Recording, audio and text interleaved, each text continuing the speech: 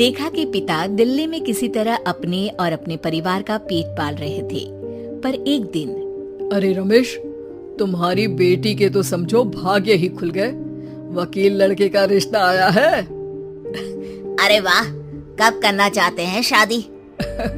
वो लोग तो जल्द से जल्द ही करेंगे। बाकी शाम को मैंने रेखा को देखने के लिए बुला लिया है। तेरा घर छोटा है तो तुम लोग मेरे घर ही आ जाना। राकेश और उसकी बीवी सारी तैयारी के साथ रोहित और रेखा की शादी कर देते हैं। लेकिन अगले ही दिन देखो रेखा, शादी भले ही हो गई है, लेकिन तुम ये मत सोचना कि मैं किसी जोरू के गुलाम टाइप रहूंगा। रेखा को रोहित की बात अजीब लगती है। मैं ये तो सोच भी नहीं सकती और ना ही चाहती हूँ, लेकिन शादी के अगले ही दिन इस तरह की बात की उम्मीद भी नहीं थी। रोहित रेखा के मुंह से ये बात सुनकर गुस्सा हो जाता है। अरे, काफी जबान भी चला लेती हो। माँ ने सिखाया नहीं कि पति से कैसे बात करते हैं? रेखा अब चुप रहने में ही भलाई समझती है। रेखा, जल्दी से नाश्ता तैयार कर लो। आज पहला दिन है, सारे काम तुम्हें समझा दूंगी। ये नौकरानी है जो तुम्हें बता देगी कि कैसे कैसे क्या करना है।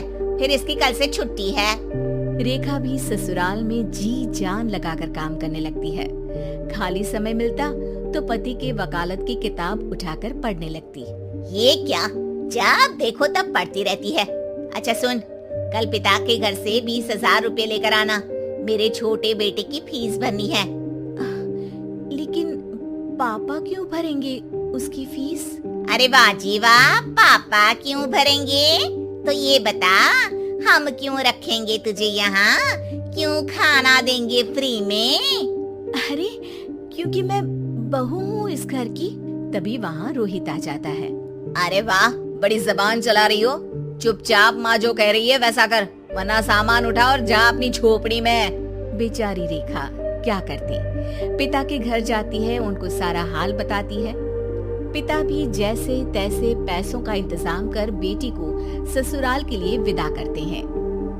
देखा, अब कहाँ से आए पैसे?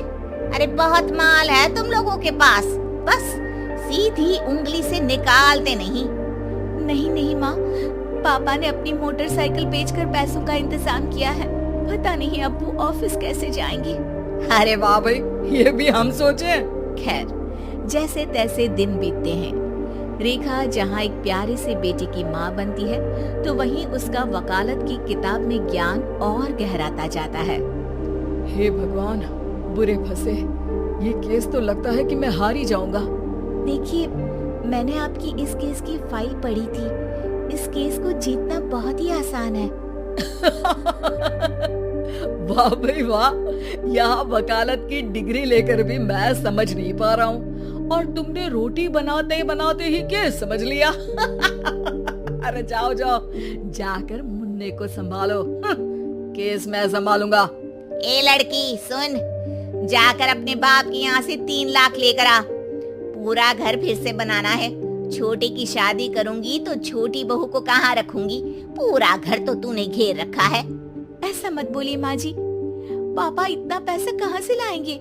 अब तो वो रिटायर भी हो गए हैं। हाँ, तभी तो बोल रही हूँ, रिटायरमेंट के पैसे तो मिले होंगे ना। लेकिन वो अगर आपको दे देंगे तो बुढ़ापा कैसे काटेंगे? रोहित रेखा की बात सुनकर गुस्सा हो जाता है। ए सुन, चल अपना सामान उठा, अपना बच्चा उठा और निकल यहाँ से। रेखा के लाख आग्रह के बाद भी रोहित और उसकी सास उसे घर में नहीं रखते। पापा, मैं तलाक चाहती हूँ। बेटा, मेरे पास वकील के पैसे नहीं है। पापा, आप मुझे वकालत करवा दीजिए, अपना केस मैं खुद लड़ूंगी। इस बार रेखा के पिता भी उसे ससुराल ना भेजकर रिटायरमेंट के पैसों से वकालत करवाते हैं।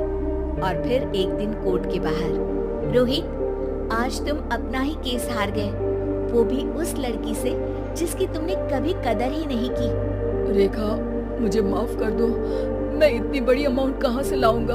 मैं हर महीने पैसे नहीं दे सकता तुमको। पैसे वहीं से लाना जहाँ से तुम मेरे पापा को लाने के लिए मजबूर करते थे। एक पिता अपनी बेटी की शादी उसकी खुशहाली के लिए करता है, ना कि सारी जिंदगी कर्जदार बनने के लिए। अरे, मेरे ही बेटे की किताब पढ़ पढ़ कर ज्ञान बांट रही हो। वकालत की किताब तो ससुराल में ही पड़ी थी ना। बिल्कुल, यहाँ मेरी गलती रही। जिस पैसे से मैंने इसकी शादी की थी, मुझे वो पैसे पहले इसकी पढ़ाई में लगाना चाहिए था। और आज रेखा एक जानी मानी वकील के रूप में काम कर रही है।